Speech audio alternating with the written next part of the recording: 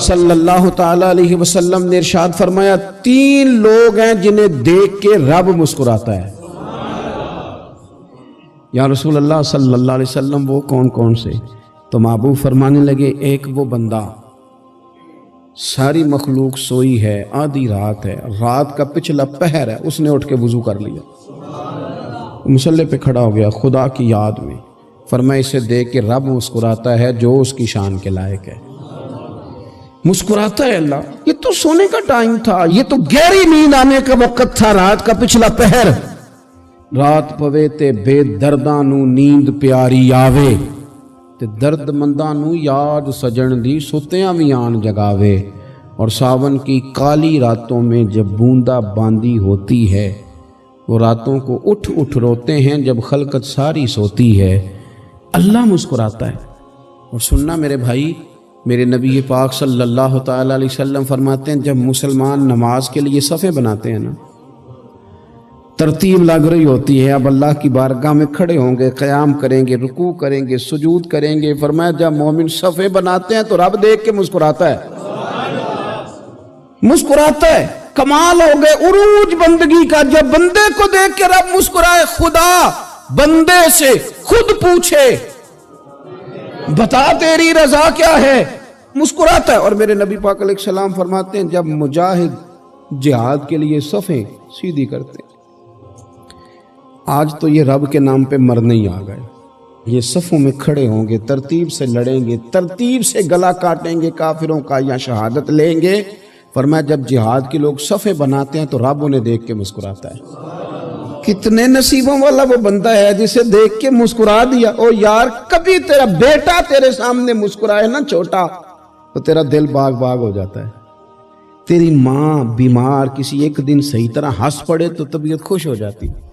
مجھے بتاؤ نا جس کا رب بھی اسے دیکھ کے ہنس پڑے جو اس کی شان کے لائق ہے، کیا اس بندے کے نصیبیں ہیں، کیا اس کے مقدر ہیں۔ آپ اس مقام پر اپنے آپ کو لائیں۔ اب دیکھیں نا یہ حدیث آپ نے سن لی، اب ہم نے نا اس طرح صفیں نہیں بنانے جس طرح ساری دنیا، اب ذرا صفیں بھی شوق سے بنائیں گے، اب ذرا تھوڑا سا شوق پیدا کریں گے، بھئی یہ تو میں وہ کام کرنے لگا ہوں جسے دیکھ کے رب مسکراتا ہے۔ نبی پاک صلی اللہ علیہ وسلم نے فرمایا جب کوئی بندہ توبہ کرتا ہے نا، ہم توبہ کا رٹا لگاتے ہیں، یا اللہ میری توبہ یا اللہ۔ اور توبہ کا تو مطلب یہ ہے کہ پچھلے گناہوں سے پکی توبہ، آج کے بعد یہ غلطی نہ کرنے کا پکا وعدہ۔ تو نے ساری شب برات رو کے گزاری ہے، بتا سویرے جھوٹ جوڑنے کا ارادہ ہے تیرا؟ آج کے بعد رشوت تو نہیں نہ لے گا، ملاوٹ تو نہیں نہ کرے گا، یہ توبہ ہے۔ اور اگر سارے کام اسی طرح کرنے تو پھر یہ توبہ کا رٹا ہے، جتنا مرضی لگاؤ۔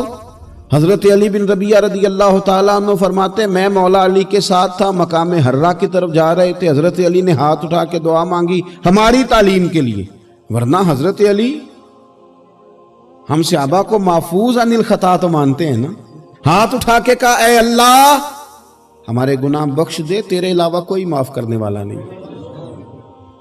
اور پھر حضرت علی آسمان کی طرف دیکھا اور دیکھ کے نا حضرت علی بن ربیعہ کو تو مسکرائے۔ حضرت علی بن ربیعہ کہنے لگے حضور مسکرائے کیوں ہو؟ فرمانے لگے ایک دن میں حضور کے ساتھ اسی طرح آیا تھا، اسی طرح حضور نے دعا فرمائی تھی ہماری تعلیم کے لیے، اور پھر حضور مجھے دیکھ کے مسکرائے تھے اور فرمایا جب کوئی بندہ رب کی بارگاہ میں اس طرح استغفار کرتا ہے تو رب مسکراتا ہے، اور مسکرا کے فرماتا دیکھ لو میرے بندوں کو پتا ہے کہ میرے علاوہ معاف کرنے والا کوئی نہیں، انہیں پتا ہے، تم اس کی بارگاہ میں رجوع تو لاؤ، آؤ تو صحیح دو آنسو لے کر۔ اقبال کہتے ہیں کہ موتی سمجھ کے شان کریمی نے چن لیا، قطرے دو گرے میرے اب کے انفعال کے، دو میں نے آنسو بہائے تھے تو اس کے کرم نے تو موتی سمجھ کے چن لیا۔ سنو نا حضور اس استغفار کو، اللہ کو یار رات کو توبہ کر کے سونا چاہیے ہمیں، کچھ غلطیاں ہم کرنا نہیں چاہتے پر ہم سے ہو جاتی ہیں، کچھ دل ہم توڑنا نہیں چاہتے پر وہ ٹوٹ جاتے ہیں، ہماری مجبوری ہوتی ہے ٹوٹ جاتے ہیں۔ رات کو اس کی بارگاہ میں ہاتھ باندھ کے کشکول طلب دراز کر کے خوب استغفار پڑھنا چاہیے کہ مالک بندے ہیں نا کیا کریں، نفس کا ساتھ ہے، دنیا کا ساتھ ہے، خواہشات نفسانیہ، مالک معاف کر دے۔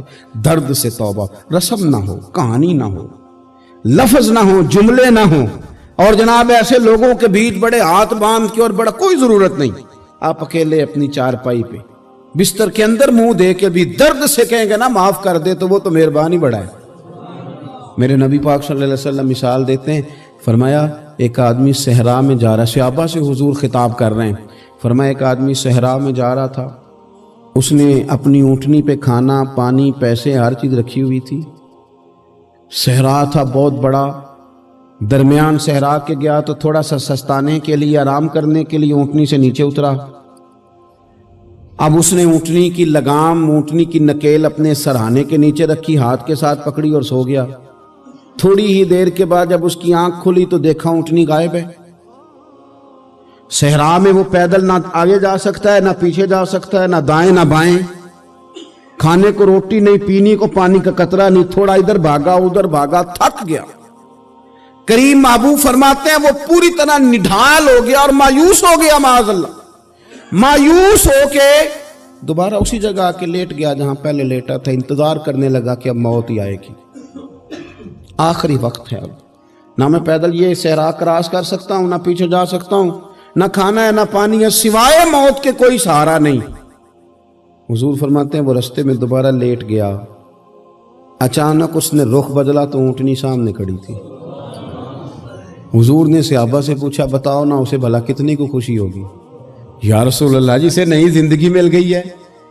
آپ دیکھیں نا سارے ڈاکٹروں نے کہہ دیا کہ اس کے تو گردے معدہ جگر ہر چیز ختم ہے، گھر لے جاؤ خدمت کرو، ہر طرف پریشانی ہے۔ وہ بندہ بھی سمجھ گیا ہے کہ آخری وقت آ گیا، کل جاؤں پرسوں جاؤں، تیاری ہو گئی، سب لوگ آ گئے، باہر والے بھی آ گئے، یہ ماحول ایک عجیب رنگ اختیار کر گیا۔ اچانک ایک ڈاکٹر نے آ کے کہا نہیں نہیں غلطی لگ گئی تھی۔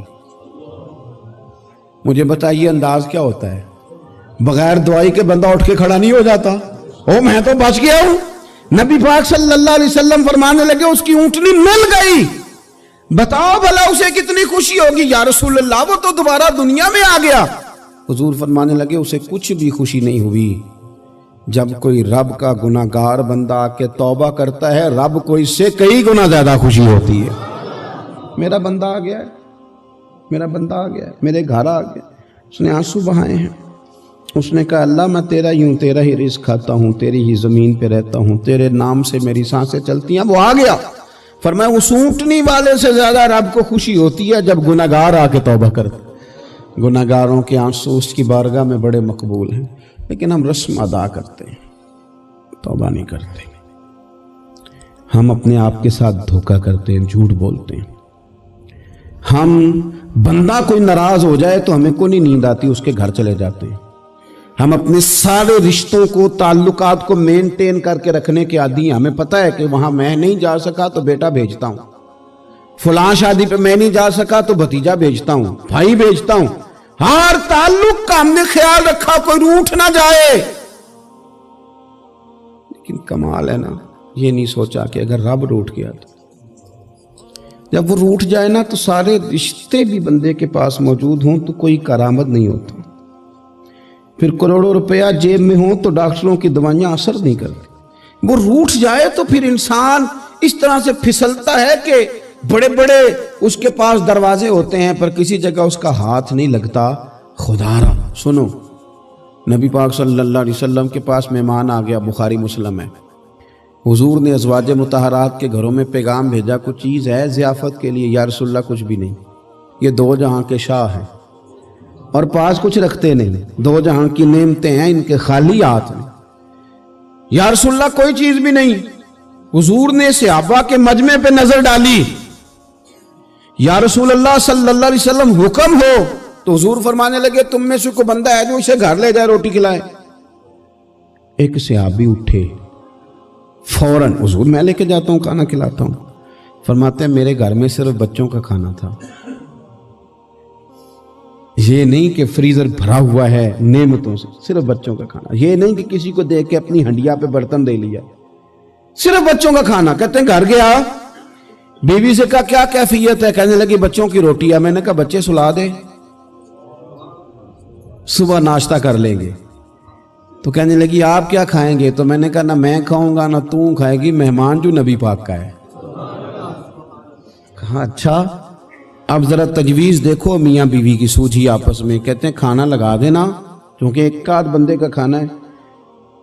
اپنی غربتوں کا ہر جگہ اظہار کرنا, رونا رونا. یہ دیکھو غربت کیسے چھپائی جا رہی. اس کو کہا نہیں کہ چل تو تھوڑا رحم کھا, تو آیا ہے تو تھوڑا رحم کھا, یہ نہیں کہا اٹھ کے نا تو کھانا رکھنا اور اٹھ کے نا چراغ ٹھیک کرنے کے بہانے بجھا دینا. ہم دنیا والوں کے سامنے کیوں اپنے دکھ بیان کریں؟ ہم جو کہیں گے رب رسول کی بارگاہ میں کہیں گے.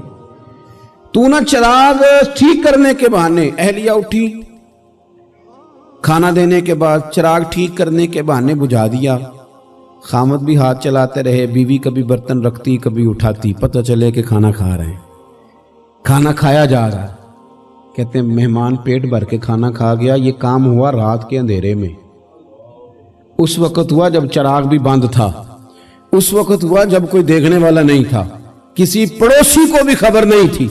فرماتے ہیں صبح کے اجالے میں اس مہمان کو لے کے مسجد نبوی میں نے قدم رکھا تو نبی کریم نے فرمایا رات جو تم نے کام کیا ہے نا اسے دیکھ کے میرا رب بڑا مسکرایا ہے, اللہ بڑا مسکرایا ہے. اللہ تر دامنی پہ شیخ ہماری نہ جائیے, ہم دامن نچوڑ دیں تو فرشتے وضو کریں. یہ شان ہے صحابہ کی. نبی کریم علیہ السلام نے فرمایا رب رات مسکرایا تیرا یہ انداز دیکھ کے, اور اس نے قرآن نازل کیا وَيُكْسِرُونَ عَلَىٰ أَنفُسِهِمْ وَلَوْ كَانَ بِهِمْ خَصَاصَةٌ. کچھ لوگ وہ ہیں جنہیں بڑی بھی ضرورت ہو تو دوسروں پر اثار کر دیتے ہیں.